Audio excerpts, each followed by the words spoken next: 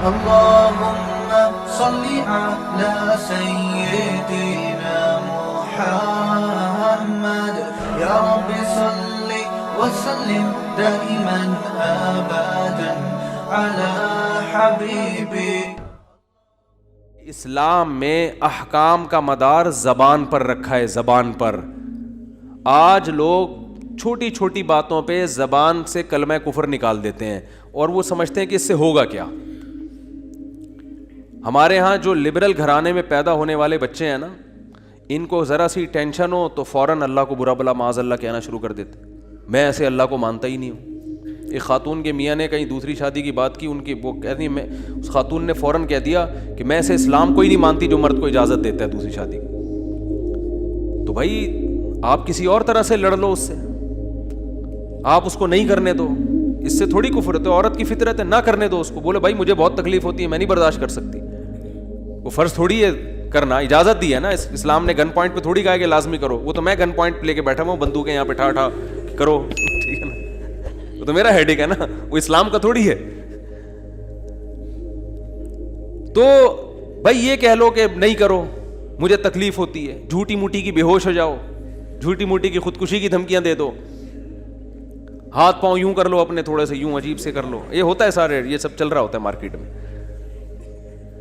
کچھ بھی کر لو, اس سے آپ کافر نہیں ہوگی, کیونکہ عورت کو سوگن کی تکلیف ہونا نیچرل ہے. وہ نہیں چاہتی میرا میاں کسی اور کا ہو جائے. پھر اس میں خطرات بھی ہوتے ہیں, پتہ نہیں برابری کرے گا نہیں کرے گا. تو یہ رائٹ ہے. عورت, صحابیات کو بھی تکلیف ہوتی تھی. حضرت ابراہیم علیہ السلام نے جب دوسری شادی کی ہے تو آپ کی زوجہ کو, پہلی زوجہ کتنی نیک تھی, مگر ان کو بھی تکلیف ہوئی تھی. تو یہ تو نیچرل ہے. لیکن آپ اللہ پر آ جاؤ, اگر اللہ پہ اعتراضات شروع کر دو, اسلام پہ اعتراضات شروع کر دو, تو بھائی یہ اللہ سے آگے نکلنے کی کوشش ہو رہی ہے. پھر یہ کیا ہو رہا ہے, پھر اللہ نہیں بخش. دوسری تیسری شادی تو بہت دوسرا مسئلہ ہے. اللہ کہے گا تم نے مجھ پہ کیسے انگلی اٹھا دی ہے, مجھے کیسے غلط کہہ دیا. اور یہ آج کل بہت ہو رہا ہے, بات بات پہ کفر زبان سے نکال دیتے ہیں, غموں میں حوصلے چھوڑ دیتے ہیں. لوگ آ کے ملتے ہیں, یہ میرے ساتھ ٹینشن, یہ میرے ساتھ مسئلہ, یہ میرے ساتھ مسئلہ, پتہ نہیں اللہ کہاں ہے. ایک آدمی کے بچے کا انتقال ہوا, کہہ رہا یار اللہ کو میرا ہی بچہ مارنا تھا. بھائی تم کس کے مقابلے میں آ کے کھڑے ہو رہے ہو, خدا سے مقابلہ کر رہے ہو تم. تو یاد رکھو اللہ کی جو صفت ہے نا وہ ہے کبریائی, استغنا. اس سے لڑ کے, اسے برا بلا کہہ کے, اس کے خزانوں سے ایک تنکا بھی نہیں لیا جا سکتا. وہ آپ کے ان جذبات سے متاثر نہیں ہوتا. اگر آپ یہ سمجھو گے کہ میں یوں کروں گا, دیکھو باپ کے سامنے تڑیاں بعض دفعہ چل جاتی ہیں. باپ کے سامنے بعض دفعہ تڑیاں, میں ابا کو مانتا ہی نہیں جو مجھے جائیداد سے ہے نا آگ کر دیں اور مجھے گاڑی نہ لے کے دیں. ابا ہو سکتا ہے متاثر ہو کے بولیں بھائی چل یار یہ گاڑی تیرے نام کر دی میں نے, یہ پلاٹ تیرے نام کر دیا, میرا بیٹا تو مجھے ماننے سے انکار کر رہا ہے. لیکن اللہ کا اصول جو قرآن اور سنت سے پتہ چلتا ہے, جو آسمانی کتابوں سے پتہ چلتا ہے, وہ اصول یہ ہے کہ آج تک کسی نے اللہ کے خزانے سے اللہ کو معاذ اللہ برا بلا کہہ کے, اللہ پہ اعتراضات کر کے, اسلام کو برا بلا کہہ کے, اللہ کے پیغمبروں کو برا بلا کہہ کے, اس طرح سے واویلا کر کے, اگر آپ یہ سمجھتے ہو کہ اللہ کو آپ پہ ترس آ جائے گا کہ ہائے بیچارہ بہت ہی مجبور ہے, تو یہ دماغ سے ہمیشہ کے لیے نکال دو. اس سے بڑی سزا میں اللہ آپ کو ڈالے گا, اس سے بڑی سزا, اور وہ جہنم کی آگ. یہ تو کچھ بھی نہیں ہے. تبھی تو خودکشی کرنے والے پر اللہ کو ترس نہیں آتا. خودکشی کرنے والا ایک طرح سے انتقام لے رہا ہے اللہ سے کہ اللہ تو نے مجھے زندگی دی, مجھے اس قابل تو چھوڑا نہیں, تو نے تو میرے ساتھ غلط کیا, میں مجھے گفٹ چاہیے ہی نہیں نعمت کا. جیسے ہے نا آپ باپ نے آپ کو گفٹ دیا ہو اور آپ دشمنی میں آ کے باپ کو گفٹ واپس کر دو, مجھے نہیں چاہیے, ایسے پھینک دو آپ. تو ہو سکتا ہے باپ کا یہ اصول ہو, وہ پھر بھی وہ کہے نہیں میرا بیٹا ایسا نہیں. لیکن اللہ کا اصول نہیں ہے, اللہ کا یہ اصول نہیں ہے. اللہ کہے گا بھائی تو کیا سمجھتا ہے, میں تجھے اور آگ میں ڈالوں گا. تو دنیا کی ٹینشنوں سے تو چاہتا تھا یہ ناکام عشق ہو گیا, عشق ناکام ہو گیا, اور یہ ہو گیا تیرے ساتھ, اور یہ ہو گیا, اور تو جاب لیس ہو گیا, اور گھر سے مہنگائی اور غربت کے تانے پڑ رہے ہیں تیرے کو, اور بے روزگاری کے تانے مل رہے ہیں, اور معاشرے میں تیری عزت نہیں ہو رہی, اور اب آ کے تو کیا کر رہا ہے, خودکشی کر رہا ہے. تو یہ سمجھ لے گا کہ میں تیرے پہ ترس کھا کے تجھے چھوڑ دوں گا. ایسا نہیں ہے. نبی صلی اللہ علیہ وسلم نے فرمایا جس نے خودکشی کی, جس طرح سے اپنے آپ کو ہلاک کیا ہے نا, تو قیامت تک برزخ کی زندگی میں اسی طرح سے اپنے آپ کو ہلاک کر کے مارتا رہے گا. اللہ کہے گا یہ زہر پی کے مرا تھا نا, زندگی دے گا اللہ برزخ میں اور کہے گا یہ زہر کی بوتل پی دوبارہ, اور اسی طرح تیری آنتیں کٹیں گی. جس طرح اپنے آپ کو مارا ہوگا برزخ میں قیامت تک اسی طرح اپنے آپ کو مارتا رہے گا وہ. یہ بہت بڑی غلط فہمی ہے کہ ہم واویلا کر کے اللہ کو اپنی طرف متوجہ کر سکتے ہیں, ہم زبردستی کر کے اللہ کو اپنی طرف مائل کر سکتے ہیں. ایسا بالکل بھی نہیں ہے. بعض لوگ غموں سے پریشان ہو کے گناہ کرنا شروع کر دیتے ہیں, سمجھتے ہیں کہ یار میرا تو حق بنتا ہے, میں تو سٹا لگاؤں گا, میں تو ٹینشن میں آیا ہوا ہوں, میں تو شراب پیوں گا, میرے ساتھ یہ ہو رہا ہے تو میرا تو بھائی آپ پیو گے تو یہ نہ سمجھو کہ اللہ آپ سے خوش ہو جائے گا کہ جی آپ کو ایک غم آیا تھا, اس غم میں آپ نے چونکہ شراب شروع کی ہے ٹینشن ختم کرنے کے لیے, تو اب اللہ کو ترس آئے گا, نہیں اس پہ شراب کیا ہو گئی ہے, معاف ہو گئی ہے, یہ بیچارہ اس کا کیا بنتا تھا, رائٹ بنتا تھا, اس کو تکلیفیں اتنی دی ہیں. ایسا نہیں ہوگا بھائی, اس خوش فہمی میں مبتلا مت ہونا. یہ اصول ہے, اللہ کا قانون ہے, یہ قرآن سے پتہ چلتا ہے, حدیث سے پتہ چلتا ہے. اللہ کو جھکنے والا بندہ پسند ہے. جو اللہ بنانا چاہتے ہیں نا اپنی مخلوق کو, وہ کیا بنانا چاہتے ہیں, میں تمہارے ساتھ اچھا سلوک کروں برا سلوک کروں, تم بندے ہو, بندے بن کے رہو, ٹھیک ہے نا, کیا رہو, تم نے بس دعا ہی مانگنی ہے, اللہ یہ سب میرے ساتھ جو ہو رہا ہے یہ ٹھیک کر دے, میں ٹھیک کروں نہ کروں, تم نے ساری عمر کیا کرنا ہے, بس یہی مانگنا ہے کہ اللہ ٹھیک کر دے, اللہ محتاج ہیں, اللہ یہ بھی ٹھیک ہو جائے, اللہ یہ بھی ٹھیک ہو جائے, اللہ بے روزگار ہوں روزگار دلا دے, میری مرضی روزگار دوں یا نہیں دوں, نہیں بھی دوں تم نے یہی کہنا ہے اللہ دلا دے. ساری زندگی اسی دعا میں گزارنی ہے تم نے, چاہے میں تمہاری دعا قبول کروں چاہے تمہاری دعا قبول نہ کروں, کیونکہ تم بندے ہو, میں خدا ہوں, خدا تم تھوڑی ہو, تمہاری تھوڑی چلے گی زمین پہ. بہت سے لوگ یہ فالٹ ہے, دعائیں نہیں قبول ہو رہی تبھی تو وظیفوں کی طرف جاتے ہیں, اولاد نہیں ہو رہی کوئی وظیفہ بتا دے, او بھائی دعا مانگ لے, اولاد کہہ رہا دعا تو مانگ کے دیکھ لیا ہے وہ تو ہو ہی نہیں رہی, تو کوئی ٹیکنیکل طریقہ ہو اولاد کا, سے کیسے ہو جائے گی بھائی, ٹیکنیکل طریقے تو نہیں ہے. یونس علیہ السلام جب مچھلی کے پیٹ میں تھے, کتنا بڑا غم لگا نا آپ کو, یونس علیہ السلام مچھلی کے پیٹ میں, تو اللہ سے آپ نے دعا مانگی, وظیفہ نہیں پڑھا ہے. وظیفے پڑھنا بھی جائز ہے اگر کوئی قرآن و آیتیں ہیں تو کوئی گناہ نہیں ہے, لیکن جو اصل جو اسلام کی روح ہے وہ کیا ہے, دعا. تو یونس علیہ السلام نے مچھلی کے پیٹ میں دعا مانگی, لا الہ الا انت سبحانک. دیکھو حضرت یونس علیہ السلام, ہمارا جو مزاج ہے نا وہ کیا ہے, یونس علیہ السلام کئی سال اپنی قوم کو تبلیغ کرتے رہے ہیں, قوم باز بولو نہیں آئی. حضرت یونس کو یقین ہو گیا اس قوم پہ عذاب آنے والا ہے, تو آپ نے اللہ سے نہیں پوچھا, اس لیے کہ آپ کا خیال تھا بھئی یہ عذاب تو آئے گا, تو میں اللہ کے خوف سے اب بستی کو پہلے چھوڑ دیتا ہوں. میں آپ سے یہ اجتہادی خطا ہوئی, یہ اجتہادی خطا ہوئی کہ بھئی اللہ کی پرمیشن کے بغیر آپ نے قوم کو کیوں چھوڑا. حالانکہ اس اجتہادی غلطی کے پیچھے جو اس کی بیس تھی وہ بیس بہت اچھی تھی, وہ اللہ کا خوف اور اللہ کی خشیت, اللہ کے عذاب سے بھاگنا یہ تو حکم ہے نا, فنٹر بننے کی تھوڑی اجازت ہے کہ جہاں عذاب آ رہا ہے تو کھڑے رہو وہاں دیکھو, ایسا تھوڑی ہے. قوم لوط پر جب عذاب آیا تو جو اہل ایمان تھے ان کو حکم تھا پیچھے مڑ کے بھی نہیں دیکھنا ہے, اس عذاب کو دیکھنے کی بھی اجازت نہیں, ڈرو اس سے بھاگو. جب قوم عاد قوم سمود کی بستیوں سے نبی گزرتے تھے تو چہرے پہ کپڑا ڈال کے جلدی اپنی رفتار بڑھاتے تھے, بھئی یہ اس عذاب کو اپنی آنکھوں سے بھی نہ دیکھو, خوف پیدا ہوتا ہے اس سے. تو اتنا زیادہ آپ صلی اللہ علیہ وسلم خوف زدہ ہوتے تھے, تو اللہ کے عذاب سے تو دور بھاگنے کا حکم ہے. تو اب یہاں کیا ہے کہ کیا بات چل رہی تھی یار, حضرت یونس علیہ الصلوۃ والسلام اللہ کے عذاب کے ڈر سے اپنی قوم کو چھوڑ کر نکل گئے. یہ بیس بالکل ٹھیک ہے بھائی, جب اللہ کا وعدہ بھی یہی ہے کہ جو قوم ایمان نہیں لے کر آئے گی تو میں اس کو تباہ کر دوں گا, تو حضرت یونس علیہ السلام کو خیال ہوا کہ بھائی یہاں سے نکل جاؤ. جب بیٹھے ہیں کشتی میں, کشتی ڈوبنے لگی, تو ملا نے کہا بھائی وزن کشتی میں زیادہ ہے, ایک آدمی کو نیچے اترنا پڑے گا ورنہ سب ڈوب جائیں گے. کون اترے گا بھائی, قرآن اندازی ہونی چاہیے. قرآن اندازی میں نام کس کا آیا, یونس علیہ السلام. تو بتاؤ ہم ہوتے, ہم کہتے ساری زندگی تبلیغ کرتا رہا, اب جب عذاب آنے والا ہے تو اللہ کے خوف سے ہی نکلا میں, اس کا صلہ یہ مل رہا ہے کہ ڈوبنے والا کون ہے؟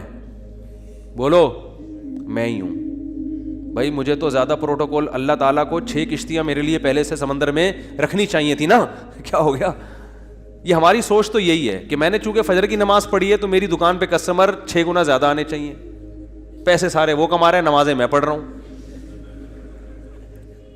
اچھا، میرے پر لوگ اعتراض یہ بھی کرتے ہیں کہ احتیاط اس نے کی، اس کو کرونا ہو گیا. اس نے احتیاط نہیں کی، اس کو نہیں ہوا. یہ مفتی لوگوں کو الو بنا رہا ہے. تو بالکل یہی ہے کہ نماز میں پڑھ رہا ہوں، روٹی کس کو مل رہی ہے؟ اس کو مل رہی ہے. احتیاط میں کر رہا ہوں، وہ کرونا بھی مجھے ہی ہو رہا ہے. ٹھیک ہے نا، ٹھیک ہے نا. تو اب اللہ سے تھوڑی کوئی لڑ سکتا ہے بھائی. تو اللہ کی مرضی، جو اب احتیاط کے باوجود بھی کسی کو بیماری لگا دے، اور ایسے گلے مل رہے ہیں اور روزانہ چھینک رہے ہیں ایک دوسرے کے منہ پہ، انہیں کچھ نہیں ہو رہا. وہ تو اب اللہ کی مرضی، اللہ سے تھوڑی کوئی لڑ سکتا ہے. لیکن ہم تو ظاہر کے مکلف ہیں نا، ہم تو اسباب کے مکلف ہیں. تو اس لیے حکم دیا جاتا ہے احتیاط کا. تو خیر، جب تک کرونا ختم نہیں ہوگا ہم بھی آپ کا پیچھا نہیں چھوڑیں گے. یہ ذہن میں رکھو آپ. تھوڑا تھوڑا جیسے 4 شادیاں آتی ہیں نا تڑکے میں، اس طرح یہ بھی آتا رہے گا تڑکے میں، کیونکہ لوگ نہیں کر رہے احتیاط تو کیا کریں. اچھا خیر، بات ہی کہاں چل رہی تھی؟ تو یونس علیہ السلام کی جگہ ہم ہوتے تو بھائی ہماری حالت کیا ہوتی ہے. اللہ، جیسے تبلیغ میں ہم میں سے کوئی گیا ہوا ہوتا 4 مہینے کے لیے، 4 مہینے کے لیے تبلیغ میں نکلے ہوتے، اللہ کے راستے میں واپس آ رہے ہوتے تو پتہ چلا کچھ یعنی کنوینس ہی نہیں مل رہی، پولیس والے پکڑ کے لے گئے، کسی کیس میں بند کر دیا، تو کیا وسوسے آتے ہیں دماغ میں. جیسے حج کرنے گئے نا، ایک آدمی حج کرنے گیا، لٹ گیا وہاں پہ نا جیب کتروں نے. تو وہ کہہ رہے اللہ، میں نے تو سنا تھا حاجی تیرے مہمان ہوتے ہیں، تو ہم نے تو دنیا میں کسی کو نہیں دیکھا کسی نے اپنے مہمان کس کی یہ انسلٹ کی ہو. ٹھیک ہے نا، ہم نے تو نہیں دیکھا. میں تیرا مہمان بن گیا اور کچھ بھی نہیں بچا میرے پاس، سب کچھ ہی لٹ گیا. تو جلا ہوا آدمی تھا.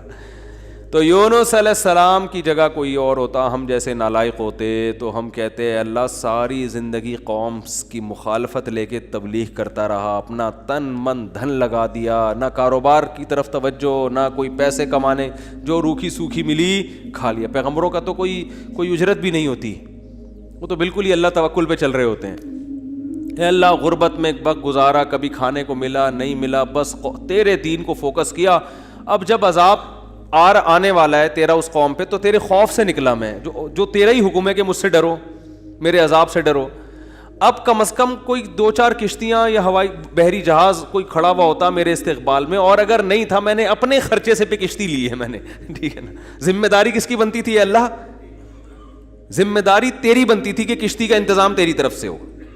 بھائی گورنمنٹ اگر کسی فوجی کو کسی مہم پہ بھیجتی ہے، اب جو امریکہ کے فوجی افغانستان آئے ہوئے ہیں، ان کو باعزت واپس نکالنا کس کی ذمہ داری ہے؟ بولو نا، امریکہ کی ذمہ داری ہے نا. تو تبھی تو فوجی کہہ رہے ہیں بھائی تم نے ہمیں عزت کے ساتھ جب بھیجا ہے تو عزت کے ساتھ پٹھانوں سے بچا کے نکالنا کس کی ذمہ داری ہے؟ یہ امریکہ کی ذمہ داری ہے نا. تبھی امریکہ قطر میں کوشش میں لگا ہوا ہے کہ بھائی یہ کسی طرح اپنی عزت بچا کے واپس آ جائیں گے. اور بالکل صحیح کر رہے ہیں امریکہ اپنے لحاظ سے، اس کا فرض بنتا ہے جب آپ نے فوجیوں کو بھیجا تو واپس بھی تو لے کر آؤ نا ان کو. تو بالکل میرے بھائی یہ بات ذہن میں آ سکتی تھی یونس علیہ السلام کے کہ اللہ یہ سب میں نے تیرے لیے کیا ہے، اب تیرا عذاب آ رہا ہے تو مجھے تو یہاں سے فرار ہونا ہے بستی سے، تو کشتی کا انتظام کرنا میرے ذمے نہیں ہے بلکہ کس کے ذمے ہے؟ تیرے ذمے. چلو میں نے اپنے خرچے پہ کر لی. اب اے اللہ تو خود ہی اگر ڈوب رہی، اول تو ڈوبنی نہیں چاہیے، تجھے تو یہ طاقت ہے کہ 100 آدمی بھی کشتی میں بیٹھ جائیں، جب تک تیری مرضی نہیں ہوگی کشتی کلٹی، بولو، نہیں ہوگی. یہ نہیں کلٹی ہو سکتی. دوسری آزمائش تو نے یہ آزمائش میں ڈال دے گی، کشتی کلٹی ہو رہی ہے. اور اگر کلٹی ہو بھی رہی ہے تو ایسے نالائق لوگ اس کشتی میں بیٹھے ہوئے ہیں. کار آمد تو صرف اس میں یونس علیہ السلام تھے، باقی تو سارے نالائق، کیونکہ مشرک لوگ تھے سارے، بت پرست، پان گٹکے والے، سگریٹ والے، تمباکو والے، سارے اس میں بیٹھے ہوئے ہیں. وہ تو پتہ نہیں کیا کیا نشہ کرتے ہوں گے، سارے ایک نمبر کے چور یہاں بیٹھے ہوئے ہیں کشتی میں. تو اللہ ان میں سے کسی کو تو خود ہی جو ہے نا ڈلوا دیتا. اور قرآن اندازی ہو رہی ہے تو نام کس کا آ رہا ہے؟ میرا نام آ رہا ہے، جس نے ساری زندگی تبلیغ کی. تو اور پھر کمال یہ کہ بڑی آزمائش کیا کہ چلو کشتی میں اگر چھلانگ لگا کے نیچے گرنا ہی تھا, ان لوگوں نے ڈال دیا, بھائی آپ کا نام آیا, آپ کو اترنا پڑے گا. تو تیرنے کا آپشن ہوتا ہے, کہیں تیرتے رہیں گے, کوئی ٹیلا آ گیا وہاں بیٹھ گئے, یا کسی نے دیکھ لیا کوئی رسی پھینک دی, جیسے یا کہیں کنارے پہ اتر گئے, جیسے ہی چھلانگ لگائی ہے ایک اور بڑی آفت, سمندر کی مچھلی نے آپ کو نگل لیا. کتنا خوف, ایک حرف زبان سے ناشکری کا نہیں نکل رہا پیغمبر کی, کہ اللہ مروا دیا تو نے. تو یہ کیا خوف ہوتا ہے, سمندر کا اپنا ایک خوف ہے بھائی, کبھی یہاں نہیں سمجھ میں آئے گا, جاؤ سمندر میں جا کے پتہ چلے گا. اور قرآن سے پتہ چلتا ہے رات کا وقت تھا, اندھیرا تھا, اندھیرے میں بہت, کیونکہ فنادا فی الظلمات, فی الظلمہ نہیں ہے کہ اندھیرے میں پکارا, اندھیروں میں پکارا. پتہ چلا کہ بہت سارے اندھیرے تھے, یعنی ایک مچھلی کے پیٹ کا اندھیرا, ایک سمندر کی تہ کا اندھیرا, اور ایک رات کا اندھیرا. کس قدر خوف. بتاؤ آج کسی کو ایسی ٹینشن ملتی ہے؟ آج یہی ٹینشن ہے, ابا نے اس دن چپیٹ لگا دیا تھا کھینچ کے, اور بھائی تمیز سے بات نہیں کر رہا, بیگم کنٹرول میں نہیں ہے, اور مفتی صاحب کے بیان سن کے اللہ کی خاطر شادی کی تھی, پھنس گئے. ایک آدمی میرے پاس آیا, کہنے لگا مفتی صاحب میری بیوی کی نہ شکل اچھی ہے اور نہ بات کرنے کا انداز اچھا ہے. تو مجھے خود بتا رہا تھا, کہہ رہا ہے اتنی بد اخلاق ہے. میں اس سے کہتا ہوں اگر تیری شکل بھی اچھی ہوتی نا, میں تیری بد اخلاقی برداشت کر لیتا. چلو یار, پتہ نہیں جھوٹ بول رہا تھا سچ بول رہا تھا, اللہ ہی جانے. اب یہ کوئی ٹینشن ہے بتاؤ؟ اصل ٹینشن تو وہ ہے نا. اچھا لوگ کہہ رہے ہوتے ہیں وہ ہو جاتا نا اچھا تھا, ہم سمندر میں ڈوب جاتے اچھا تھا. او بھائی ابھی ڈوب ہی نہیں رہے ہو اس لیے کہہ رہے ہو اچھا تھا. جب ڈوبنے لگو گے تو وہی کیفیت ہوگی. وہ جو پھندا آ گیا تھا نا درخت سے, ایک آدمی کہتا نا اللہ موت دے دے زندگی سے, تو وہ کسی نے پھندا پھینک دیا اوپر سے, اور یہ کہا کہ میں اللہ ہوں, اس میں گردن ڈال لے اٹھا لوں گا. تو وہ کہتا ہے یہاں تو کوئی مذاق بھی نہیں کر سکتا ہے اللہ. تو وہ جب آتی ہے نا اپنے اوپر, تو پھر یہ کنڈیشن ہوتی ہے. تو یونس علیہ السلام پر جو آزمائشیں آئیں, کتنی بڑی بڑی آزمائشیں, مچھلی کا پیٹ اور نگل گئی مچھلی اکثر ثابت نکلتی ہے. ذرا بھی شکایت, کیونکہ ہم بندے ہیں بھائی, ہماری جو ڈیوٹی ہے ہم نے وہ کرنی اور چھوٹا بن کے رہنا ہے. ہم نے اللہ کے سامنے یہ نہیں کرنا یہ کیا ہو رہا ہے, ایسا کیوں ہو گیا, میں تو تبلیغ کے لیے نکلا تھا, میرے ساتھ یہ ناانصافی. یہ نہیں ہوتا. یہ اصول قرآن کیوں یہ واقعہ ذکر کر رہا ہے؟ یونس علیہ السلام اللہ کے برگزیدہ پیغمبر ہیں. ہمارے حضرت فرمایا کرتے تھے یہ محبت کی چٹکیاں ہوتی ہیں. انسان کو جس سے محبت ہوتی ہے تو اس کو ستاتا ہے, اور یہ ستانا تکلیف برائے تکلیف نہیں, اس کے درجات کو بلند کرنی محبت کا اظہار ہے کہ میرا ایسا بندہ ہے, ایسا پیغمبر ہے, کتنی آزمائشوں میں ڈالا, زبان سے ایک حرف ناشکری کا نہیں نکل رہا, ساری اپنی طرف منسوب کہ میری غلطی ہے, میری غلطی ہے, میری غلطی ہے, میں غلط ہوں. تو قرآن کے الفاظ دیکھو, جب مچھلی نے نگلا ہے اور سمندر کی تہ میں گئی اندھیروں در اندھیرے, تو یونس علیہ السلام نے فنادا فی الظلمات, اندھیروں میں کیا پکارا, لا الہ الا انتا, اے اللہ تیرے سوا کوئی غلامی کے لائق نہیں ہے, میں تیرا غلام ہوں. انی کنت من الظالمین, میں ہی غلط ہوں, تو غلط نہیں ہے, مجھ سے کوئی غلطی ہوئی ہے اور میں تجھ سے استغفار کرتا ہوں. ان کو احساس ہو گیا کہ میں جو بغیر پرمیشن کے آیا ہوں, شاید یہ اس لیے ہو رہا ہو میرے ساتھ. دیکھو اپنے آپ کو غلط ثابت کرنے کے لیے دلائل تراشے جا رہے ہیں. کوئی اللہ نے وہی تھوڑی کی تھی اس وقت کہ آپ غلط ہیں. بس اس عمل سے اندازہ ہو گیا کہ بھائی اور تو مجھے نہیں لگتا میرے سے کوئی گناہ ہوا ہو, تو مجھے لگتا ہے کہ یہ ہے جس کی وجہ سے اللہ کیا ہے, مجھ سے ناراض ہے. تلاش کر رہے ہیں, کوئی اپنی مسٹیک تلاش کریں, اپنے آپ کو غلط کہیں. تو لا الہ الا انتا سبحانک, اے اللہ تو ہر عیب سے پاک ہے. کیا مطلب, تو میرے ساتھ غلط نہیں کر سکتا, یہ میرا ہی کوئی عمل ہے جس کی وجہ سے ایسا ہو رہا ہے. تو تھوڑی غلط ہے, تو ہر عیب سے پاک ہے, تو ظالم تھوڑی ہے, میری غلطی ہے, میں غلط ہوں. کیا اللہ کی رحمت کے خزانے حرکت میں آتے ہیں. فَالْتَقَمَهُ الْحُوتُ وَهُوَ مُلِيمٌ, قرآن کہہ رہا ہے مچھلی نے نگلا اس حال میں کہ یونس علیہ السلام اپنے آپ کو ملامت کر رہے تھے. جب مچھلی کی نگل رہی تھی اس وقت بھی اپنے آپ کو ملامت کر رہے ہیں, اپنے آپ کو برا بلا کہہ رہے ہیں, میں غلط, میں نے غلط کیا. تو جب مچھلی کے پیٹ میں جا کے توبہ استغفار کی ہے تو اللہ کی صفت استغنا دیکھو. اللہ فرماتے ہیں لولا انہ کان من المسبحین, اگر یونس اپنی غلطی کا اعتراف نہ کرتے للبث فی البطن الی یوم یبعث فی بطنہ الی یوم یبعثون, قیامت تک اسی کے پیٹ میں رہتے, وہ نہیں نکلتے. یہ اللہ کی صفت استغنا ہے کہ بھائی اللہ کو آپ ڈرا کے دھمکا کے یا اپنی غلطی کا اعتراف کیے بغیر اللہ پہ ڈال کے اللہ سے کچھ بھی منوا نہیں سکتے. اللہ کہتے ہیں ہمیشہ رہتے, لیکن اللہ کو پتا تھا نہیں ہے ایسا, وہ تو آزمایا, پیغمبر تو گناہ نہیں کر سکتے نا, تو یہ تو اللہ آزما رہے ہیں دنیا کو دکھانے کے لیے کہ میرے نیک بندے ایسے ہوتے ہیں. تو اللہ فرماتے ہیں کہ فَأَنبَذْنَاهُ بِالْعَرَاءِ, ہم نے ایک میدان میں ان کو, جب انہوں نے توبہ استغفار کی ہے تو اللہ نے مچھلی کو حکم دیا ان کو نگل دے باہر, اور وہ مچھلی نے آپ کو ساحل سمندر پہ ڈالا ہے. اب اللہ کی رحمت کے خزانے, سمندر کے ساحل پر کچھ بھی نہیں تھا, اللہ فرماتے ہیں وہاں اپنی قدرت سے ہم نے درخت پیدا کر دیا جو ان کو کیا دے گا, چھاؤں. اب معجزے ہو رہے ہیں کہ نہیں ہو رہے بھئی؟ اللہ آزمایا, اللہ نے کہا آزمائش میں پورا اترا یہ بندہ, میرے یہ نیک بندے آزمائش میں پورے اترے ہیں. اور اللہ نے اپنی قدرت سے درخت پیدا کر دیا اور حکم دیا جاؤ اپنی قوم کے پاس واپس جاؤ.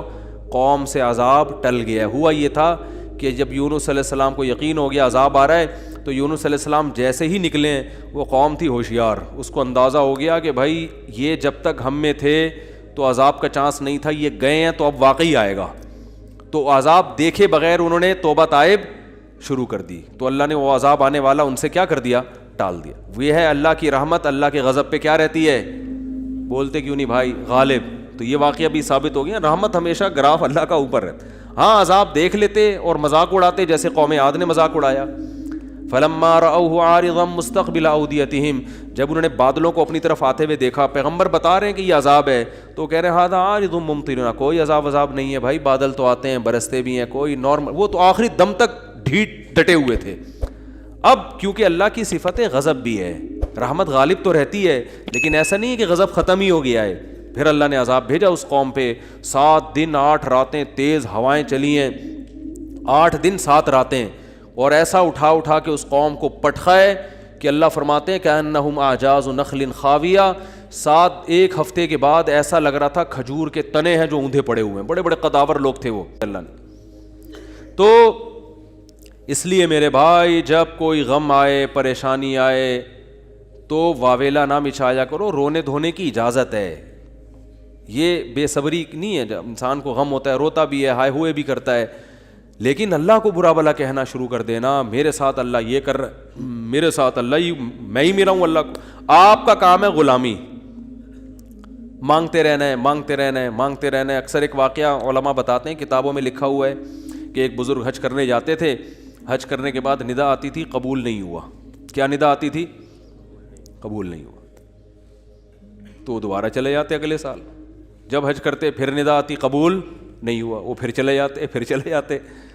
تو کسی نے کہا کہ آپ خود ہی بتاتے ہو کہ جب میں حج سے فارغ ہوتا ہوں آسمان سے ایک ندا آتی ہے کہ قبول نہیں ہوا, تو پھر کیوں جاتے ہو بار بار.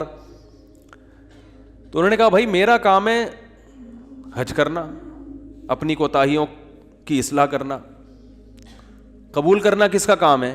اللہ کا. اب اللہ سے تو لڑ تھوڑی سکتا ہوں, اور یہ بھی نہیں ہے کہ اب فنٹر نہیں بنو کہ اب تو ہم نہیں جائے گا بھائی, اب تھوڑی 2 دفعہ چلے گا, 3 دفعہ چلے گا, ہر دفعہ یہ آواز آ رہی ہے اب تھوڑی ہمارے پاس اور بھی دنیا میں غم ہے بھائی, یہ حج ہی کرتے رہیں گے کیا؟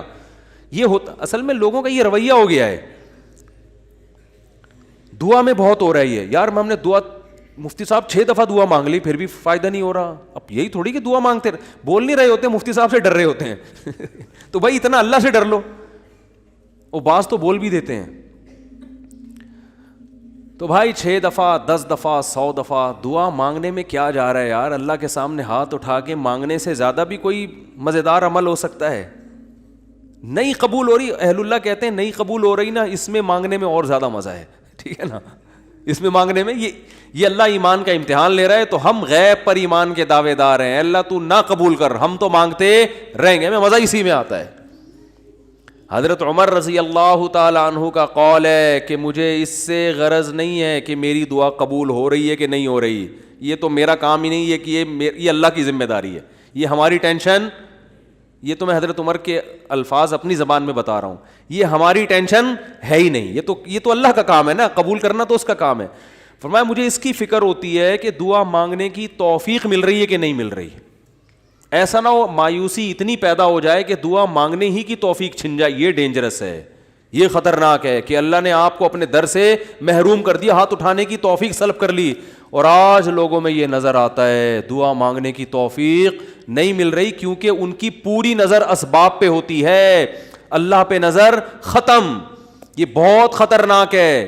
دیکھو اسباب پہ نظر رکھو گے, ہو سکتا ہے اسباب اختیار کر کے کام تو ہو جائے, لیکن اللہ کی جب عدالت میں کیس لے کے جاؤ گے, فائل داخل کرو گے, وہاں سے جو کام جب منظور ہوگا نا, اس کام کی نوعیت میں اور آپ کے کام کی نوعیت میں زمین اور آسمان کا فرق ہوگا. جب اللہ کے سامنے کیس لے گئے, کام خراب بھی ہوگا تو بنے گا, اور جب اسباب پہ نظر رکھو گے بنے گا بھی تو ہو سکتا ہے اس میں خیر نہ ہو, یہ کوئی الٹا کام ہو رہا ہو. جس کام سے آپ نے اللہ کو نکال دیا اب اس میں خیر کی توقع نہ رکھیں. آپ بیمار ہوئے, صرف دواؤں پر اکتفا کیا ہوا ہے آپ نے, اللہ سے دعائیں نہیں مانگتے اور ضرورت بھی محسوس نہیں کرتے کہ چھوڑو یار, جب میں آگمنٹن کھا رہا ہوں, جب میں یہ سیرپ پی رہا ہوں تو گورے بھی تو ٹھیک ہوتے ہیں نا بغیر دعا کے, کیا خیال ہے بھائی, جب وہ ٹھیک ہوتے ہیں تو مجھے دعا مانگنے کی کیا ضرورت ہے. تو عین ممکن ہے آپ ٹھیک ہو جاؤ, کیونکہ دوا اثر کرتی ہے, اللہ نے دنیا کو اسباب سے جوڑ دیا, لیکن یہ ٹھیک ہونا بھی آپ کے لیے نقصان کا ذریعہ بن سکتا ہے. اور آپ دعا مانگو دوا کے ساتھ, ہو سکتا ہے آپ ٹھیک نہ ہو, لیکن پھر ٹھیک نہ ہو کے بھی اس میں اللہ کیا ڈال دے گا, بولو نا, خیر ڈالے گا, اللہ اس میں خیر ڈالے گا. جیسے یونس علیہ السلام کو مچھلی کے پیٹ میں اللہ نے داخل کیا ہے ان کے درجے کو اور بلند کرنے کے لیے. اگر یونس علیہ السلام کے ساتھ یہ مچھلی والا واقعہ نہ ہوتا تو شاید یونس علیہ السلام کا ذکر قرآن مجید میں نہ ہوتا, کیونکہ پیغمبر تو لاکھوں آئے ہیں نا, سب کا تذکرہ تھوڑی ہے. اور نبی صلی اللہ علیہ وسلم نے حضرت یونس کی فضیلت الگ سے بیان کی ہے, فرمایا لا تفضلونی علی یونس, مجھے یونس پر فضیلت مت دو. حالانکہ دیکھو یہ تو اجماعی عقیدہ ہے کہ ہمارے نبی تمام پیغمبروں سے افضل ہیں, لیکن کیا مطلب نام لے کے میرے مقابلے میں یونس کو نہ لے کر آؤ کہ میں ان سے زیادہ افضل ہوں. کیوں؟ کیونکہ اس میں اس بات کا امکان تھا کہ شاید اس واقعے کی وجہ سے لوگ یونس علیہ السلام کی توہین نہ کر رہے ہوں کہ وہ اللہ کی پرمیشن کے بغیر چلے گئے تھے. تو کہیں اس واقعے کو بنیاد بنا کے لوگ ایسا نہ ہو کہ کہیں کہ ہمارے نبی تو افضل ہے, یونس علیہ السلام افضل نہیں ہے, کیونکہ ہمارے نبی تو بغیر پرمیشن کے کوئی کام نہیں کیا اور یونس علیہ السلام تو اللہ کی پرمیشن کے بغیر چلے گئے تھے. تو اس لیے نبی نے اس کانسیپٹ کو درست کرنے کے لیے, کلیئر کرنے کے لیے کہ کہیں تمہارے ذہن میں یہ چیز نہ ہو, اس لیے کیا مطلب حدیث کا کہ یونس علیہ السلام کا نام لے کے دونوں کو مجھے ان کے مقابلے میں لا کے کھڑا مت کرو, اور یہ مت کہو کہ محمد صلی اللہ علیہ وسلم حضرت یونس سے افضل ہیں. حالانکہ افضل ہیں, لیکن جہاں بھی حضرت یونس کی توہین کا ذرہ برابر بھی شائبہ نکلتا تھا آپ صلی اللہ علیہ وسلم نے اس سے منع کر دیا, اس لیے کہ آپ صلی اللہ علیہ وسلم جانتے تھے کہ یہ جو کچھ یونس علیہ السلام کے ساتھ ہوا یہ اصل میں آپ کو بلند مرتبہ دینے کے لیے ہوا تھا, اور یہ بتانے کے لیے ہوا تھا کہ اللہ کی صفت استغنا کیا ہے, اور یہ بتانے کے لیے کہ اللہ سے لڑ کے کوئی چیز نہیں لی جا سکتی, اور یہ بتانے کے لیے کہ غموں میں, ٹینشنوں میں, پریشانیوں میں اللہ کے نیک بندوں کا رویہ کیا ہوتا ہے. اور میں آپ کی جنرل نالج کے لیے ایک بات یہ بھی بتا دوں کہ جس کا یہ لائف اسٹائل ہوگا نا وہ ٹینشنوں میں بھی خوش رہے گا, ویسے ہی ٹینشن ختم کر لیتے ہیں اللہ اس سے, کیونکہ وہ ہر ٹینشن کو کس کی طرف سے سمجھ رہا ہے, اللہ کی. تو جب اللہ ہمارا ہے اور وہ اپنے بندوں کا اچھا چاہتا ہے تو اس میں ٹینشن دے کے بھی ہماری کیا ہوگی, اس میں خیر ہی ہوگی. اس نے یعقوب علیہ السلام سے جو بیٹا چھینا تو یعقوب علیہ السلام کو نوازنے کے لیے چھینا. یوسف علیہ السلام کو جو بچپن میں باپ سے الگ کر دیا مصر کا بادشاہ بنانے کے لیے کیا اس نے, نہ چھنتے نہ بادشاہ بنتے. تو ہمارا کام ہے ہر برائی اپنے کھاتے میں ڈالیں, سمجھ رہے ہو کہ نہیں سمجھ رہے, اور ہر اچھائی کس کی طرف منسوب کریں, اللہ کی طرف. دیکھو جن بھی یہ چیز جانتے ہیں, حالانکہ جن میں تو شر غالب ہوتا ہے, لیکن اس معاملے میں جن ہی ہم سے اچھے. سورہ جن میں ہے کہ 28ویں پارے میں 29ویں پارے میں ہے نا سورہ جن, اس میں اللہ تعالیٰ نے جنات کی تبلیغ کا تذکرہ کیا ہے. ہوا یہ تھا کہ رسول اللہ صلی اللہ علیہ وسلم قرآن مجید کی تلاوت فرما رہے تھے تہجد میں, مسجد جن وہاں مکہ میں موجود بھی ہے. تو جنات کا ایک وفد وہاں سے گزرا, انہوں نے جب قرآن سنا تو بڑے حیران ہوئے, یہ تو بالکل ویسا کلام ہے جیسا موسیٰ علیہ السلام پر نازل ہوئی تھی تورات اور حضرت عیسیٰ پہ انجیل, یہ تو بالکل ویسا کلام ہے. یعنی ان کو اندازہ ہوا کہ یہ پیغمبر ہیں, وہ ہو سکتا ہے جن بھی پڑھے لکھے ہوں, یعنی اہل کتاب میں سے ہوں. تو وہ اچھا اس میں توحید کا بیان بھی تھا, تو وہ جنات جا کے اپنی قوم کو تبلیغ کرنے لگے. اچھا پھر ایک اور واقعہ یہ ہوا تھا کہ جنات جب آسمانوں پہ جاتے تو شہاب ثاقب کے ذریعے ان کا آسمانوں پہ داخلہ بند کر دیا گیا. تو یہ خبر بھی جنات میں پھیل گئی کہ پہلے ہم جاتے تھے کچھ نہیں ہوتا تھا, اب جانا روک دیا جا رہا ہے. یہ جو شہاب ثاقب ہوتے ہیں نا چنگاریاں, اس پہ سائنسدان اعتراض کرتے ہیں یہ تو ویسی رگڑ لگنے سے ایک وہ یعنی ستاروں کی ایک ٹکڑے سیاروں کے ٹکڑے ٹوٹتے ہیں, رگڑ لگنے سے یہ ہوتا ہے. تو یہ کوئی اسلام کے منافی نہیں ہے. اللہ تعالیٰ کسی جن کو مار سکتے ہیں, اس کے فرشتے کسی جن کو مار سکتے ہیں اس کے ذریعے, رگڑ بھی لگے اور وہ جل بھی جائے اور جن بھی مر جائے, تو اس میں کون سا کوئی وہ ہمیں جن تھوڑی نظر آ رہا ہے, ہمیں تو وہ شہاب ثاقب جاتا ہوا نظر آ رہا ہے. اور یہ بھی ضروری نہیں ہے کہ جب بھی شہاب ثاقب ٹوٹے تو کوئی جن ہی مر رہا ہو, اس سے اتفاقی حادثہ بھی ہو سکتا ہے. یہ تو اسلام نے یہ نہیں کہا کہ جب بھی آسمان پہ آپ کو رگڑتا ہوا ستارے کا ٹکڑا نظر آئے گا تو وہ جن ہی ہے جس کے پیچھے جا رہا ہے. وہ بعض دفعہ ایسے ہوتا ہے کہ جنات کا تعاقب ہوتا ہے اس کے ذریعے. تو یہ نبی کے دور میں ہوا, اور اس کی دلیل یہ ہے کہ جب قرآن کی آیتیں نازل ہوئی نا کہ جنات نے کہا کہ ہم جب جاتے ہیں تو شہاب ثاقب آتا ہے, تو اس پر کسی مشرک نے اعتراض نہیں کیا کہ یہ تو پہلے بھی آ رہے تھے, اب تھوڑی آ رہے ہیں, کوئی نیا واقعہ تھوڑی ہے, یہ تو پہلے بھی آ رہے ہیں. تو جنات نے یہ کہا کہ ہم نے دیکھا ہے کہ ہمارا اوپر داخلہ بھی کیا ہو گیا, منع ہو گیا, تو دنیا میں کوئی بڑا واقعہ ہوا. تو واقعہ انہوں نے دیکھا کہ بھائی یہ قرآن نازل ہو رہا ہے اور یہ کوئی دنیا میں نیا مذہب آیا ہے اور یہ پیغمبر ہیں, تو انہوں نے جا کے اپنی قوم کو تبلیغ کی, جس کا سورہ جن میں تذکرہ ہے. تو تبلیغ میں انہوں نے یہ الفاظ کیے کہ وَأَنَّا لَمَسْنَا السَّمَاءَ فَوَجَدْنَاهَا مُلِئَتْ حَرَسًا شَدِيدًا وَشُهُبًا, ہم پہلے کی طرح جب آسمانوں پہ جاتے ہیں تو ہم اس میں پہرے دیکھ رہے ہیں اور شہاب ہے, پتھر ہیں جن سے ہمارا تعاقب ہو رہا ہے. تو یہ کچھ کام ہوا ہے. آگے کیا کہتے ہیں, اِنَّا لَا نَدْرِي, ہمیں نہیں پتا, یہ جو دنیا میں عجیب سا کام ہوا ہے نا, لا ندری, ہمیں معلوم نہیں ہے, اشر ارید بمن فی الارض, کہ جو لوگ زمین میں رہتے ہیں ان کے ساتھ برائی یعنی شر کا ارادہ کیا گیا ہے, ام اراد بہم ربہم رشدا, یا اہل زمین کے جو رب ہیں اس رب نے ان کے ساتھ خیر کا ارادہ کیا ہے. آپ کا آئی کیو لیول اگر اچھا ہوتا تو مزہ آ جاتا. آپ کو ترجمے سے بات سمجھ میں آئی؟ وہ کیا کہہ رہے ہیں, ہمیں نہیں پتہ یہ جو نیا واقعہ ہوا ہے, اہل زمین کے ساتھ برائی کا ارادہ کیا گیا ہے, پیسو وائس فعل مجہول, یا اللہ نے ان کے ساتھ خیر کا ارادہ کیا ہے. بھائی یہ بھی کہہ سکتے تھے کہ ہمیں نہیں پتا کہ اللہ نے ان کے ساتھ خیر کا ارادہ کیا یا شر کا ارادہ کیا ہے. شر اور خیر دونوں کی نسبت کس کی طرف کرتے؟ اللہ کی طرف, کہ پتہ نہیں اللہ اب انسانوں سے اچھا چاہ رہا ہے یا کوئی عذاب آنے والا ہے یا کوئی کچھ اچھا ہونے والا ہے, ہمیں نہیں پتا لیکن کچھ ہونے والا ہے. نہیں آ رہی بات؟ ارے بھائی جنات کو جب یہ واقعہ ہوا نا, اوپر جانا بند ہو گیا آسمانوں پہ, تو جن آ کے آپس میں گول میز کانفرنس بلائی. انہوں نے بولا کہ بھائی کچھ کام عجیب سا ہو رہا ہے, کچھ ہو رہا ہے, یا تو کوئی بہت اچھا ہوگا یا کچھ برا ہو رہا ہے. یعنی کچھ نہ کچھ تو ابھی کائنات میں نیا ہوگا, اس زمین پہ کچھ نیا ہوگا. بمن فی الارض, اہل زمین کے ساتھ کچھ نیا ہونے والا ہے.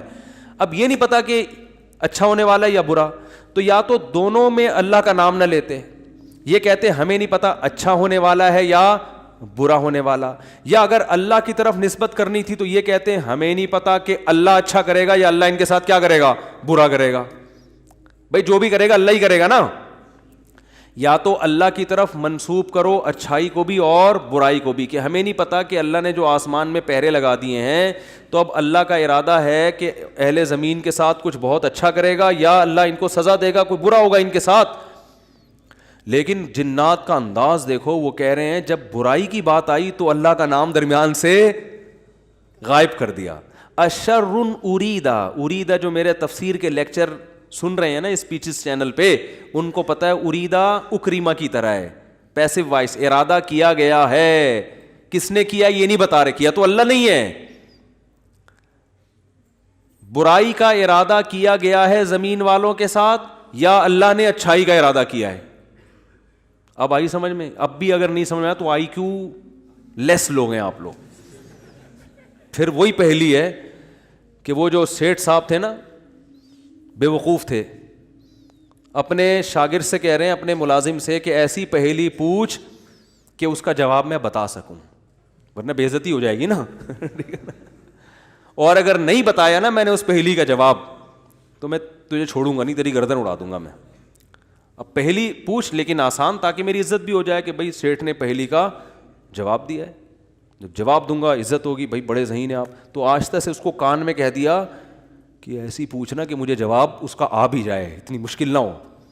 اب یہ جو ملازم تھا نا، یہ گرو کہتے ہیں نا اس کو، گرو کہتے ہیں کیا، چیلا کہتے ہیں، چیلا یا چیلا. بچہ بڑا ہوشیار ہے ماشاء اللہ. چیلا.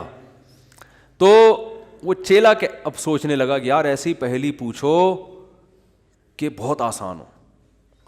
اب اس نے پہلی سوچ کے آیا. سرائکی میں یہ لطیفہ ہے اصل میں، دیکھو ہک چانٹ مرے سا سدھا تھیا ویسے، یہ میں نے ایک لفظ سیکھا ہے ابھی سرائکی کا. اب کسی کا مطلب نہ پوچھنا، وہ چماٹ لگا دے گا آپ کو کھینچ کے. دیکھو ہک چانٹ مرے سا سدھا تھیا ویسے، ٹھیک ہے نا. تو یہ کسی سے کہنا نہیں، ورنہ کوئی گارنٹی نہیں ہے، ٹھیک ہے نا. تو وہ جو تھا نا، اس میں اس نے پہلی سوچی، اس نے کہا حضور، اب مجھے پوری سرائکی تو آتی نہیں نا، وہ ہمارے حضرت سرائکی میں سناتے تھے یہ لطیفہ، وہ مزہ سرائکی میں ہی ہے. خیر، ہک مخلوق ہے، پونچھ گھمیندی ہے، چولہے کے گرد گھومدی ہے تے میاؤں میاؤں کریندی ہے بھائی. پونچھ بلی ہے نا، سب کو پتا ہے بھائی، اور چولہے کے گرد اکثر گھومتی ہے، اور آخر میں کمبخت نے یہ بھی بتا دیا کہ میاؤں میاؤں کریندی ہے، کہ یار ایسا نہ ہو یہ کوئی شیر اور چیتا کو لے آئے. اب یہ کھوپڑی اس کی کام نہیں کر رہی نا، ٹھیک ہے، آئی کیو. اب یہ گھنٹہ بیٹھ کے سوچ کے کہتا ہے یار کس مصیبت، کہہ رہے ککیڑ مرغا نا. اب یہ جو چیلا تھا نا، اس نے بولا اگر میں نے بول دیا نا کہ یہ غلط ہے تو میری تو ایسی کی تیسی. اور یہ تھا ڈیڑھ ہوشیار. یہ اگر یہ کہہ دیتا کہ جی یہ جو ہے کیا نام ہے صحیح جواب دیا، تو اس کو یہ شبہ تھا کہ جو میرا گرو ہے وہ کہے گا کہ یہ شاید 2 نمبری کر رہا ہے. تو اس نے بڑی چالاکی سے ایک کام کیا. اس نے بولا حضور لگتا ہے کسی نے دسیا ہے، یعنی اتنی مشکل پہلی میں نے پوچھی تھی اور آپ نے بالکل درست جواب دیا، یہ کسی نے یقیناً آپ کو بتایا ہے. تو جواب کہتے ہیں نہیں، عقل جی دوڑ ہے، عقل کی دوڑ ہے بھائی. ادھر کیا ہے یہ؟ عقل جی دوڑ ہے. ہمارے ادھر ایسی پڑھتے تھے، عقل جی دوڑ ہے، عقل کی دوڑ ہے بھائی یہ. تو میں نے اتنی ڈیٹیل میں آپ کو بتایا، اب بھی سمجھ میں نہیں آ رہا کہ جنات کیا کہہ رہے ہیں؟ انا لا ندری، ہمیں نہیں پتا، اشر ارید بمن فی الارض، کے زمین والوں کے ساتھ شر کا ارادہ کیا گیا ہے، ام اراد بہم ربہم رشدا، یا رب نے خیر کا ارادہ کر لیا ہے. تو کتنی تمیز ہے جنات میں ہے بھائی. حالانکہ شر کا ارادہ بھی اگر کیا ہے تو اللہ نے کیا ہے، خیر کا ارادہ بھی کیا ہے تو کس نے؟ لیکن قرآن جنات کے ان الفاظ کو نقل کر کے، قرآن نا سمندر ہے، بہت سارے مضامین قرآن میں ہوتے ہیں، ایک ایک آیت میں بہت ساری چیزیں نکل رہی ہوتی ہیں. تو یہاں یہ جہاں یہ بات ثابت ہو رہی ہے، تبھی تو فقہاء نے بیان کیا نا کہ قرآن اور حدیث سے استدلال 4 طریقوں سے ہوتا ہے: عبارت النص، اشارت النص، اقتضاء النص اور دلالت النص. 4 طریقے ہیں جہاں سے فقہاء قرآن و سنت سے مسائل نکالتے ہیں، جو اصول فقہ میں پڑھائے جاتے ہیں. جو آج کل جو نئے محقق آ رہے ہیں نا مارکیٹ میں، انہوں نے ان میں سے کوئی اصول بھی نہیں پڑھا ہوتا. تو اس سے یہ بھی پتہ چل رہا ہے قرآن تمیز بھی سکھا رہا ہے ہمیں کہ جنات سے تمیز سیکھ لو، ہمیشہ شر کی نسبت اپنی طرف کرو. صحیح ہے نا؟ میری وجہ سے ایسا ہوا، یہ ساری خرابی کس کی وجہ سے ہوئی ہے؟ میری وجہ سے ہوئی ہے. بھائی میری کوئی کوتاہی ہے جس کی وجہ سے شکست ہوئی ہے. جیسے غزوہ احد میں شکست ہوئی تو صحابہ نے تو اپنے آپ کو جھونک دیا تھا, شکست ہو گئی تو قرآن نے کیا کہا, تمہاری وجہ سے ہوئی ہے, ٹھیک ہے نا, تم نے پیغمبر کی اس معاملے میں اطاعت نہیں کی. صحابہ نے یہ نہیں کہا واہ ہم مدینہ چھوڑ کر آ گئے پیغمبر کے لیے, ہے بھائی اتنے ساری ہم نے قربانیاں دے دیں اور اسباب کی دنیا میں کامیابی کی امید نہیں تھی, پھر بھی ہم نے اپنے آپ کو میدان جنگ میں لے جا کے جھونک دیا. اب ایک گھاٹی پہ اگر 50 آدمیوں کے میں سے چند لوگوں نے اگر امیر کی اطاعت نہیں کی تو اس کی ہم سب کو اتنی بڑی سزا مل رہی ہے. دوسرے کوتاہی تو انہوں نے کی ہے اور قرآن کہہ رہے کہ تم نے کی ہے, سب کی طرف نسبت کیوں کی جا رہی ہے؟ صحابہ نے ایسا کوئی لفظ زبان سے نہیں نکالا, کچھ بھی نہیں نکالا صحابہ نے, اے اللہ ہماری غلطی ہے, ہم استغفار کرتے ہیں, آئندہ یہ کوتاہی نہیں ہوگی. تو کیسا کامیابی کے اصول ہیں یہ. تو بھائی دیکھو دنیا میں آپ کو اللہ کی مان کے چلنا ہے, آخرت میں پھر اللہ آپ کی مان کے چلے گا, سمجھ رہے ہو نا. پھر آخرت میں اللہ کہے گا کہ وَلَكُمْ فِيهَا مَا تَشْتَهِي أَنفُسُكُمْ, تمہیں زبان سے نہیں بولنا پڑے گا, جو دل میں تمہارے خیال آئے گا نا, خواہش پیدا ہوگی, اس دل کی خواہشات کو اللہ وہاں پورا کرے گا. دنیا آزمائش کی جگہ ہے, پیڑے کھانے کی جگہ نہیں ہے, یہاں آزمائشیں ہیں, اور اگر کوئی آزمائش نہیں ہے تو یہ خود ایک آزمائش ہے. آپ کہہ سکتے ہیں فلاں تو بڑی ہنسی خوشی زندگی گزار رہا ہے, وہ تو کوئی آزمائش ہی نہیں ہے. او بھائی یہ ہنسی خوشی زندگی خود ایک آزمائش ہے کہ یہ اللہ کا شکر ادا کر رہا ہے کہ نہیں کر رہا. اسے نہ کوئی بیماری ہے, اس کا گھر بھی ہے, اس کے بیوی بچے بھی ہیں, اس کو سکون بھی ہے, گھر میں آتا ہے بیگم تمیز سے بات کرتی ہے, اور جناب گھر سے باہر نکلتا ہے تو بیگم پوچھتی نہیں ہے واپسی پہ کہ انڈے کیوں نہیں لے کر آئے, کوئی کسی قسم کی ٹینشن نہیں ہے. یہی ہو رہا ہے نا آج کل. اور جناب ابا بھی ٹھیک ہیں, اماں بھی ٹھیک ہیں, ملک کی حالات بھی ٹھیک ہیں, بے روزگاری بھی نہیں ہے, بلب کے والدین کو گالیاں دینے کی بھی ضرورت نہیں ہے, لائٹ بھی نہیں جا رہی ہے, پنکھا بھی چل رہا ہے, بٹن دباؤ پنکھا چلتا ہے. جیسے آسٹریلیا میں تو یہی ہوتا ہے, بٹن دباتے تھے پنکھا چل جاتا تھا. وہاں پہ میں حیران ہوتا تھا یار, ہم تو دیکھتے ہیں ٹرائی کر کے, چلا کہ نہیں چلا, ایسا ہی ہوتا ہے نا, چل گیا اے اللہ تیرا شکر ہے, نہیں چلا کوئی بات نہیں, لائٹ آنے والی ہے تھوڑی دیر میں آ جائے گی. جنریٹر چلاؤ, کھینچو پھر اس کو جا کے, کتنے تو چپک کے مر گئے جنریٹر سے بیچارے اس چکر میں. تو کوئی ٹینشن اگر نہیں ہے تو بھی بڑی ٹینشن ہے بھائی. کہیں اللہ ایسا تو نہیں ہے کہ کوئی بہت بڑی پکڑ آنے والی ہے, اللہ کی بہت بڑی پکڑ نہ آنے والی ہو, اس لیے ڈرنا ہے. تبھی کہتے ہیں نا الایمان بین الخوف والرجاء, خوف اور امید کے درمیان ہے ایمان. اللہ کی نعمتوں پہ خوش بھی ہونا ہے لیکن خوف کے ساتھ, اترانا نہیں ہے, خوف کے ساتھ. یار اللہ نے مجھے گاڑی بھی دے دی, گھر بھی دے دیا, بیوی بچے بھی دے دیے, روزگار بھی اچھا ہے, صحت بھی اچھی ہے, سب کچھ ہی مجھے مل گیا, تو کہیں یہ استدراج نہ ہو, اللہ کی طرف سے ڈھیل نہ ہو, کیونکہ فرعون کو بھی سب کچھ مل گیا تھا. صحابہ میں تو ایسا بھی ہوتا تھا جب ان کے سامنے اچھے مرغن کھانے آتے رونا شروع کر دیتے. کہیں ایسا تو نہیں ہے کہ ہم نے نبی کا جو ساتھ دیا تو اللہ تعالیٰ نے ہمیں ہمارے اعمال کا بدلہ کہیں دنیا میں ہی تو نہیں دے دیا, ایسا تو نہیں آخرت میں نہیں ملے گا, اس سے ڈر جاتے تھے وہ. اور آج ہماری حالت دیکھو, خوشی ملتی ہے تو اترانے لگتے ہیں, دوسروں کو نیچا دکھانے لگتے ہیں, اور ایسے سمجھتے ہیں ہم سے بڑا فنٹر دنیا میں کوئی ہے ہی نہیں, اور اعمال سے پیچھے ہٹ جاتے ہیں. خوشی ملی ہے نا تو اعمال سے کیا ہو جاتے ہیں, پیچھے, اور غم ہوتا ہے تو واویلا کرنا شروع کر دیتے ہیں. جیسے قرآن نے کہا ان الانسان خلق ہلوعا اذا مسہ الشر جزوعا واذا مسہ الخیر منوعا, کہ انسان کو جب شر پہنچتا ہے جزوعا, جزا فضا شروع کر دیتا ہے, واویلا, ہائے میرے رب نے یہ کر دیا, ہائے میرے اللہ نے یہ کر دیا میرے ساتھ, میں ہی ملا تھا اب ٹینشن دینے کے لیے. اور جب خوشیاں ملتی ہیں منوعا, اللہ فرماتے ہیں کنجوس بن جاتا ہے, میرا مال میں خرچ نہیں کروں گا, میں غریبوں کا خیال نہیں کروں گا, میرا پیسہ ہے, میری محنت ہے. تو کہیں الا المصلین فرمایا کچھ لوگ ہیں جو معتدل ہوتے ہیں کہ جب غم پہنچتا ہے تو صبر کرتے ہیں, خوشی پہنچتی ہے تو اللہ کی اطاعت میں اور زیادہ بڑھ جاتے ہیں. اور وہ کون لوگ ہیں, الا المصلین الذین هم علی صلاتهم دائمون, وہ نمازی جو اپنی نمازوں کی حفاظت کرتے ہیں, اور والذین هم من عذاب ربهم مشفقون, آخرت کا سوچ کے ڈرتے رہتے ہیں. لفروجہم حافظون, اپنی شرمگاہوں کی حفاظت کرتے ہیں. الا علی ازواجہم او ما ملکت ایمانہم, سوائے اپنی بیویوں کے کسی اور کے پاس نہیں جاتے. لاماناتہم وعہدہم راعون, اپنے ایگریمنٹ کے پابند ہوتے ہیں, کسی کو زبان دے کے پیچھے نہیں ہٹتے معاہدوں کے. تو اللہ نے جو خوف دن کے دل میں ہے نا ان کی یہ صفات بیان کی ہیں, فرمایا یہ نارمل لوگ ہوتے ہیں.